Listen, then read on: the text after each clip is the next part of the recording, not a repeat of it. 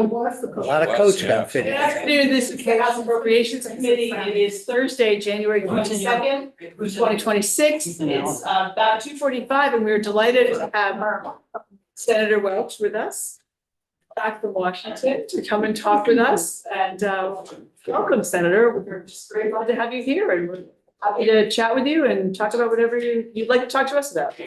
Well, number one, thank you. I so appreciate being here. And it's a thrill for me to be back in the building. I spent 13 years here. Everything that I learned about how to legislate, I learned right here. And I think that's still true. And, you know, the ability of Vermont legislators, Republican or Democrat, to share a common goal of trying to make the state a better place, even amongst fierce disagreements on policy. We need some of that in Washington, you know, where it's not about somebody you disagree with in the other party being an enemy, but it's just somebody you negotiate with. So let me give a little report. I wanted to talk about the budget and express my awareness of what incredible challenge the state has. And we're not unique in this respect, but you know, we've gone from the very active response that the federal government had to all our states with COVID. The economy is literally shut down. Quite astonishing. I remember the night the emergency was declared, I was coming back from Washington and I was taking the late flight, which I don't usually take, but on the way out, I got a call from American Airlines asking me if I was still coming. And I never get those. And I said, yes. And then they said, well, when you get here, we'll be ready to go. And I wasn't late. It turned out I was the only passenger on the plane. Literally. Yeah, I took it.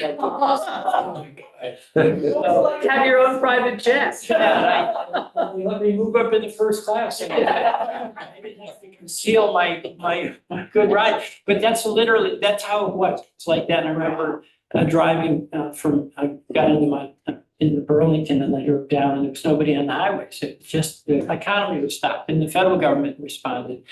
And it included an immense amount of fiscal stimulus to help states that were hammered because we weren't going to have tax revenues.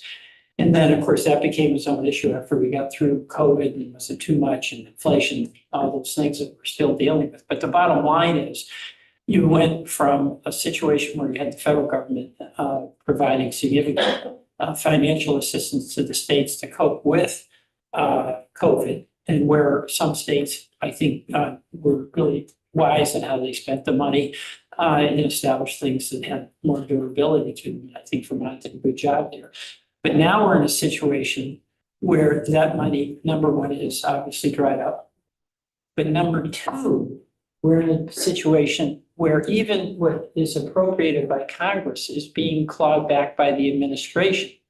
So you're in this world that we've never been in before, where even if there is a line item in the budget that was approved by the Congress and the administration, particularly the very aggressive actions of the Office of Management and Budget Director, that's Mr. Bowe, they can take that money back. And it creates obviously a level of uncertainty that is an additional burden for appropriators, where you're juggling with more needs than you can fund, less revenue than you need. You're forced to make very, very tough decisions over the course of your time here. But then once you make the decision, in the past, you could be confident that what you were including in your decision about an amount of money from the federal government being there, you could always have confidence it would be. And now you can't. And in fact, you know, when I was sitting outside, my office just sent me a notice, you'll get this. But that the OMB is now targeting 13 states, and Vermont's on the list for a super review of the governmental money that went to it. So I don't know what that is going to result in, but it's really improper for the federal, because that's a political decision. It's basically blue states. And as we all know, there should not be the use of executive authority basically for political reasons. It's one thing to have a big debate about policy, how much money should be spent. But if the money's been spent and then you're essentially targeting political, what you regard as your political adversary, you're going after their appropriations, or you're weaponizing the Justice Department, that's completely off limits, right? We don't do that. We call it on the merits and do it. So that's a worry I have for you. And then in addition to that, and this is the long term, the federal government has to be a partner to the states. And we can have a debate about how best to do it and how to spend the money and how much and how to raise it. That's really the day-to-day work of many of us who serve in the legislative body. But there's got to be a partnership because the federal government does have fiscal capacity. You know, the state is not in a position to respond to Hurricane Irene or the floods of July 2023 or 24. The state is not in a position to fund the whole healthcare system. The federal government has to play a role in trying to make healthcare affordable. And what I'm seeing now is the administration has achieved its goal. Their big legislation was the One Big Beautiful Bill, which really reduced the federal partnership with the state, and then also is really shifting an immense amount of burden to the states. Vermont, not unique, but Vermont, with our small population, our relatively low income, gets really jeopardized more than ever. But, you know, I'm very concerned about all the healthcare cuts that were made. And the next year, that's when that starts to go into effect. And I know you've been talking to your community hospitals just as I have. They're going to be providing care when people show up. They're not going to ask them how they're going to pay for it. They'll do it. But those folks showing up are not going to have Medicaid. So that means the hospital doesn't get reimbursed. And that means at a certain point, they're not financially sustainable. So that's one. Then the revenue base cut that was part of that, the tax cuts were really at the heart of that bill, are largely allocated. This really is true. They're largely allocated to the higher income folks into the corporations and multinational corporations. And taxing authority is always the challenge. How do you raise the money? But you have to have a fair tax policy. And this is me speaking. Reflects my political perspective. Obviously, each of us is entitled to our own point of view on this. But the distribution of the taxes to the very wealthy comes at the expense of people being able to fund programs like healthcare for Vermonters.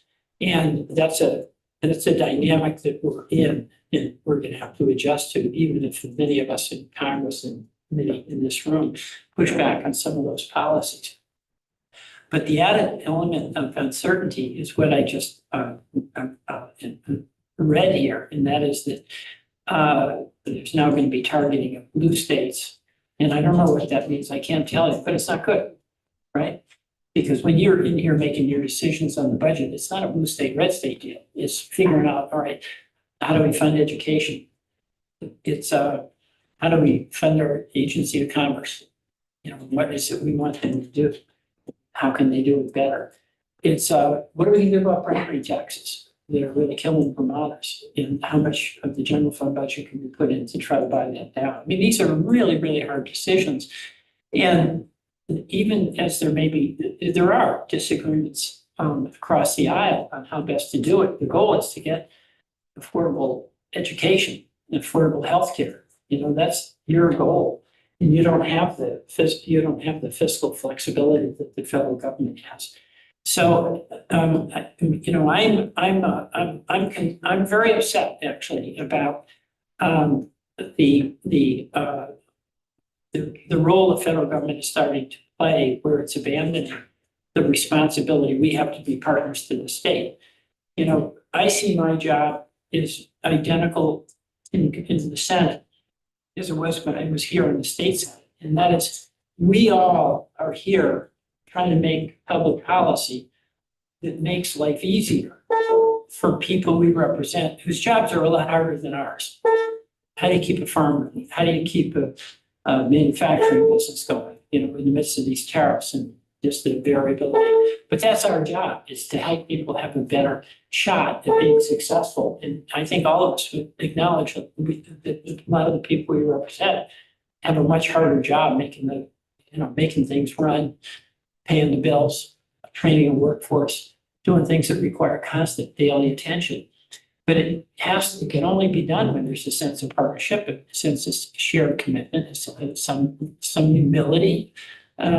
We've got the vote on the one hand, but on the other hand, we've got the privilege, and our job is to try to help folks.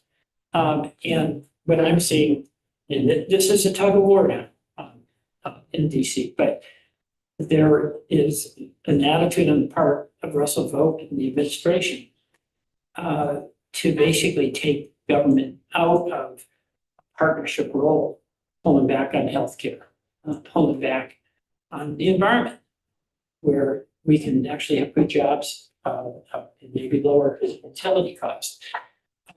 So it's tough times. And this is, I think, particularly challenging for a person, all the people who are in this room, where your responsibility is to try to cope with what I would say is a somewhat hostile federal government. A federal government is also not only taking resources away, but taking stability away. So that's the world we're in, and I'm doing the best I can, Bernie is and Becca, to try to really essentially have a kind of orientation in Washington, where we acknowledge we're all in it together. By working together, we can make it better. So I really appreciate all that you are doing. And I wish I was coming here with an announcement about all the cash that we're going to be getting up front end loaded. There's a big desk. You have a money tree over there. You need to be able to solve the problems. Right. We have some folks with questions. Is that? Yeah. Great. Mike? Thank you for coming, Senator. Yeah. Those clawbacks you mentioned, are they legal? I don't think they are legal. I mean, one of the big, I think, crises that we have in our country right now is the abdication of the Congress, of its authorities. We have a dynamic where there's, I'm speaking my opinion, okay, massive executive overreach. It is being met with congressional capitulation. And the reason I say that is that, the Constitution here and the Constitution down there, the taxing and spending authority is vested in the legislature. And in the past, I talked to Senator Leahy about this. If a president of either party was going to repudiate the legislatively passed budget, you allocated X dollars for schools, or you allocated Y dollars for the agency of Congress, then legislators would be united in their opposition to that executive overreach. And that's really essential, because that's about checks and balances, okay? And the one thing that is the responsibility of anybody who serves in a legislative body, in my view, is that you protect the prerogatives, I'll say the prerogatives, but it's the responsibility. I mean, that is your job, right? That's my job. And if you cede that to an institution outside of the Congress, in my case, the General Assembly, and yours, you're giving up. And then that leads to the concentration of power. And that, as we all know, leads to bad things happening. But what I'm seeing in Congress is that the president's doing these tariffs. The Constitution says that's the job of the Congress. We have the job of appropriating and so taxing and spending. But what you're seeing is the administration pounding money, not spending it, even though we authorized it and voted for it. And also going beyond that by clawing back money.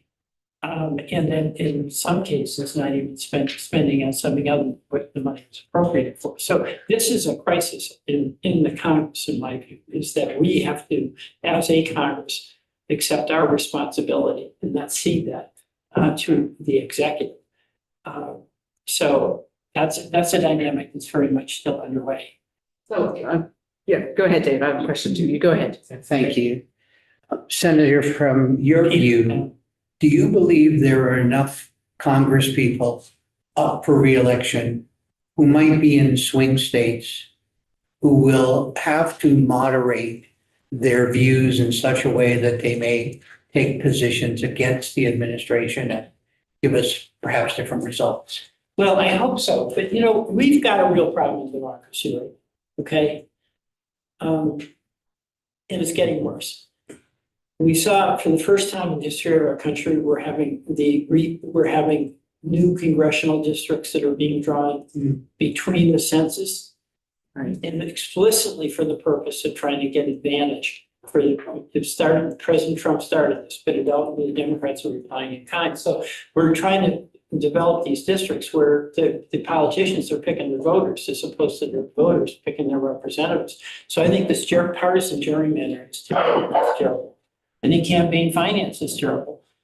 When I first ran for Congress, I had a very, very good Republican candidate, Christina Nolan, Martha Rainville. And she was our adjutant general, but very, very respected. And it was a jump ball who was going to win that race. She and I sat down in the beginning and we said, you know what? We don't want to run negative ads. So we made a pledge to each other that we wouldn't run a negative ad. That is the last time in the history of the country that in a contested congressional race, there were no negative ads. Now, what happened after that? The next year, Citizens United was passed, which said there could be unlimited contributions from super wealthy individuals. So now what happens is that these super PACs put money in on the basis of, do they think that person will be a vote for the things I care about? Fossil fuels, let's say, or deregulating finance, whatever the issue.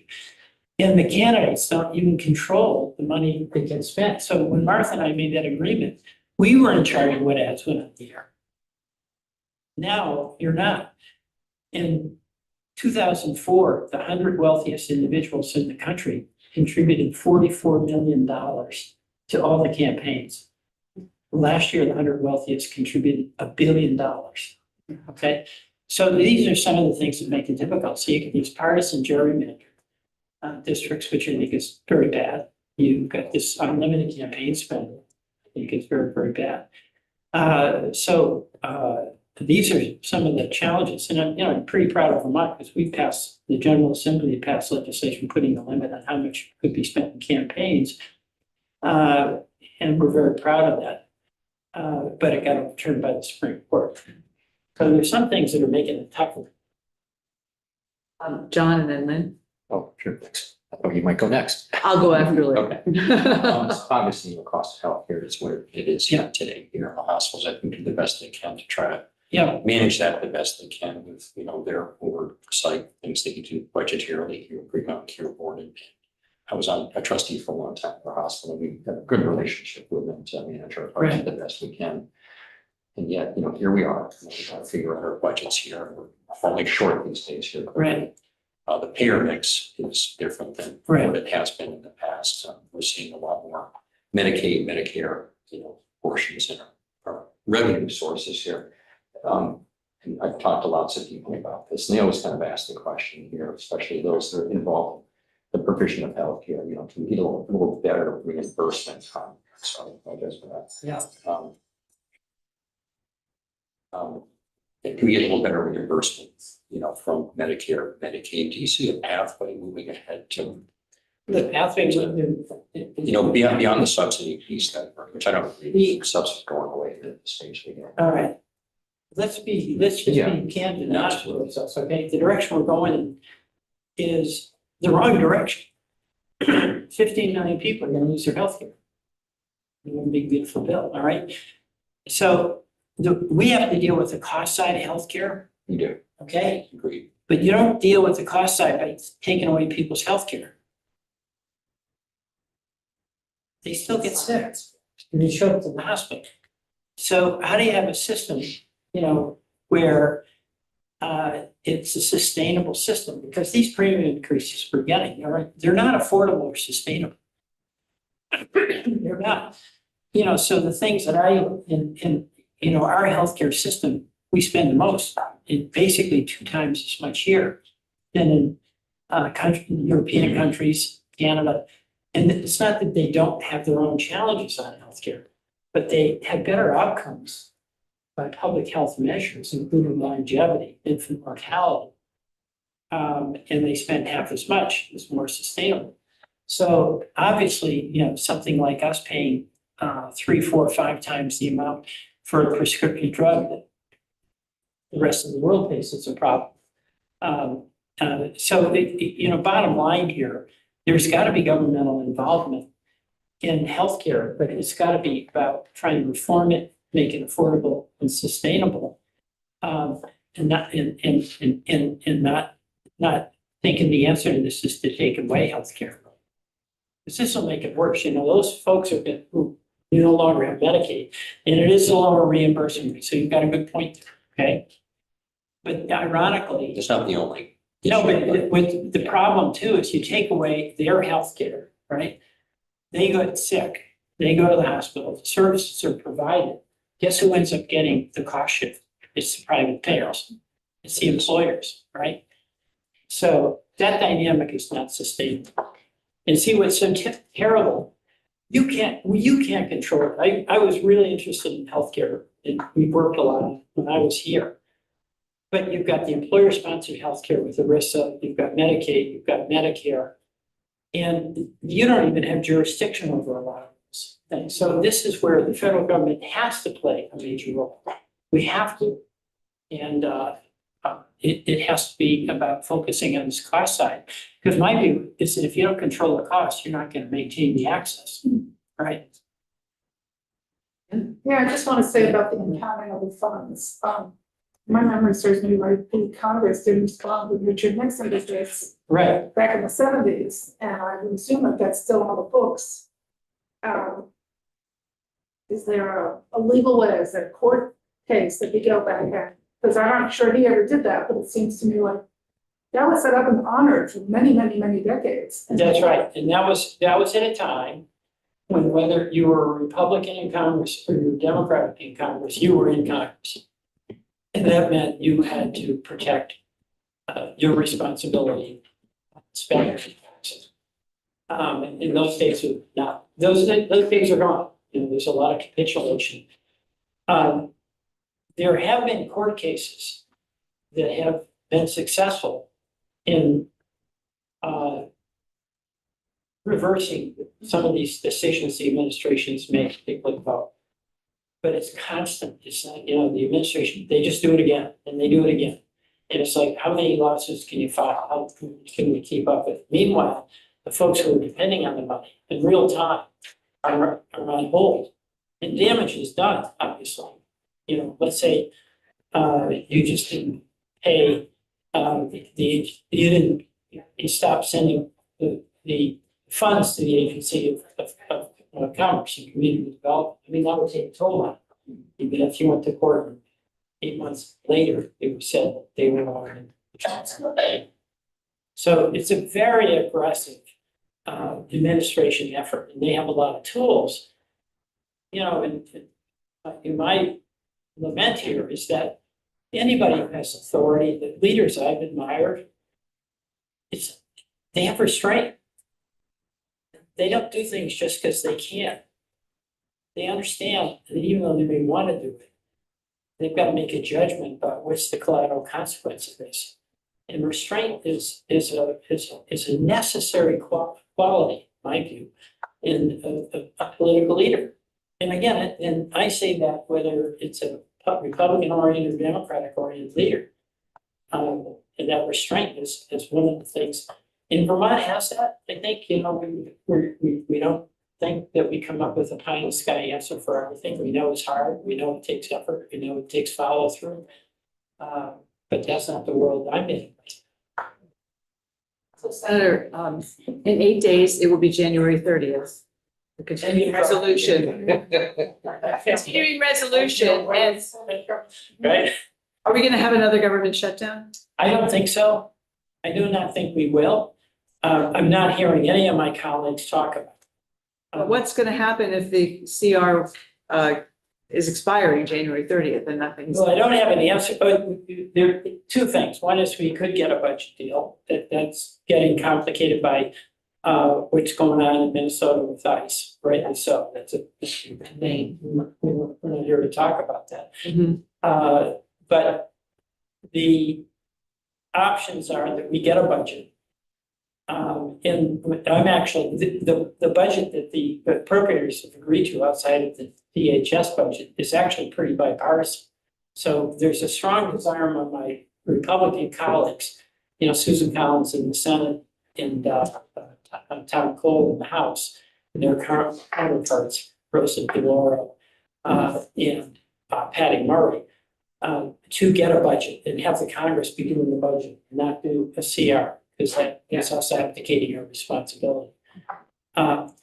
And they actually have put together something that I'd be very, very supportive of. And there's legislative maneuvers, like there's 3 budget bills. We usually do 12 of the ones. We have to do 12 a year. There's 3 that are up. Mhm. And if we could vote on them separately, 2 of those 3 would definitely go through with great bipartisan support. The House leadership is combining them, so you have to vote on all 3 at once. And a lot of us have significant questions about what's going on with ICE. Yes. Okay, and those are fair questions. So my view is that the responsible approach here would be to take the budgets and separate out the questions, so all of us could vote yes or no on the labor HHS, its Health and Human Services budget, which is really important. And then if we have an objection on a particular aspect of the Homeland Security budget, be able to vote on it. And that is up to the legislative leadership, which is Mike Johnson in the House. So I don't know, but I'm not hearing people say that they think the shutdown is somehow a remedy here. Okay. But it's not very far away. That's a lot of work to do. And you're here in Vermont. I don't know, is anybody working in Washington right now? I mean, are we gonna get it's just not very many days till next Friday to get this done. I can tell why this woman is chair.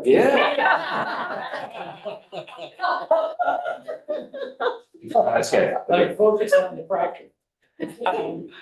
You doing anything in the next 8 days without bringing you down? I'd be happy to help, Senator. You know, things don't get done until they do. So, you know, you're making a correct observation. It concerns me. Well, I appreciate it. So, yeah, go ahead, Tim. Is there time? Yeah. Oh, okay, all right. I keep on looking for all the reasons to be optimistic. Like, cause we're sitting here, we're coming to work, we're wrestling with these things. And I think that the motivation is that we believe that we can get something done, you know, and Right. that, and right now it feels like a defensive posture, right? Right. I mean, we're trying to protect folks given what is happening in the world. I guess I'm wondering, so what makes you hopeful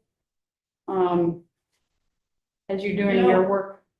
What makes me hopeful is just seeing how everyday people carry on and contend with the situation they face and do the best they can. And I find that inspiring. And, you know, what I find really discouraging is when we act in a way where they start to question whether it's worth it. But that's one. The second thing is, you know, I feel very lucky. I'm older. I don't have kids going to college. They're out. I own my house. You know, and what have I got to complain about? But all of you know that for the younger people, it's a much different thing. And I feel really fortunate to have a job, just as you have a job, where you don't necessarily like what's going on, but you have a voice to express on behalf of your constituents that you care about what they care about, you want to help. And, you know, at my stage in life, to be able to have a job that has a lot of purpose to it, even if it's frustrating, I feel really blessed. And I felt that way when I was in this building, doing what you guys are doing. It's the same thing. Literally no different, okay? It's the same thing. But the reality is we have a tougher time because the norms have been checked. But, you know, I think about just in my own case, when I came here, I got out of law school, I had a chance to work on K Street in Washington, Wall Street. I ended up on Bridge Street, White River Junction. And my first job as a public defender, I was making $9,000 a year. But I got an apartment for $135. I didn't have student debt. So Peter Welch today, who wanted to do that, and had student debt and had to face our housing crisis. So I think I feel some obligation to do what I can to make it possible for somebody to do what I did. So I feel so fortunate to have a job. It's the same job as your job. Really, it's literally the same. Okay, where you have an opportunity to try to help. I'm gonna interrupt 1 second. Lynn, you need to go to the floor for Yes. this bill.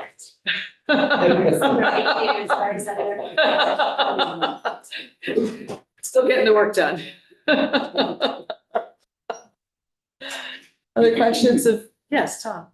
So, Senator, thank you again for coming. Yeah. Two things. One, you used the word stability. And I kind of live that in my everyday. What I see around and what I experience personally is like everything that's happening coming out of DC creates chaos. Right. And the internal chaos, the mental health side of this, when people who have been receiving subsidies for their health care, something that we all supported. Well, I can't say all. And I think this is what's hard for me is that after Tropical Storm Irene, we could say we're all in this together. After the flooding, we could say we're all in this together. My community flooded, John's community flooded. We're all in this together. And I don't believe that anymore. Right. And that'd be a huge casualty. Because And that's the rule of democracy. I agree with you. well, it's also the chivalry in this building. It's the idea that we can put things aside. And I just don't feel that anymore. I don't feel any trust about going across the aisle. And I just wanna ask, like, when you're down in DC and the infrequent times that you're on the floor together with your fellow senators or what you talk about, why are they so locked in only politically when we're looking at things that are so morally devastatingly difficult to imagine? And the Republicans in this case, aren't able or capable of speaking out against what's happening in a way that will promote change, because you're in the minority now. And it's not a landslide minority. Yeah. But it just seems like that's how they're acting. Right. But it's affecting, I'll speak only for myself. The chaos is affecting how I look at this work here, because what's happening in DC and globally is devastating. No, I agree. I agree with you. And again,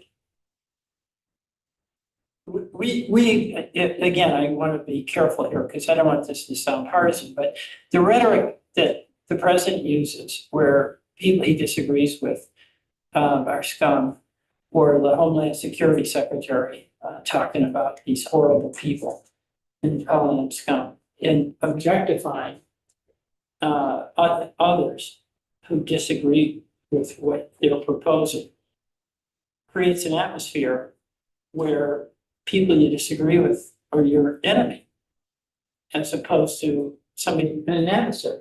And it's a real difference, you know. And it's a real challenge because one of the things that people want me to do all the time is to act out more. You know, I try to be very clear about where I stand on things. But I think it's very important not to vilify people I disagree with. I mean, I actually think being respectful being loving. I think that matters, it really does, and it's hard to do in an atmosphere where there's so much venom and attacking that's being done.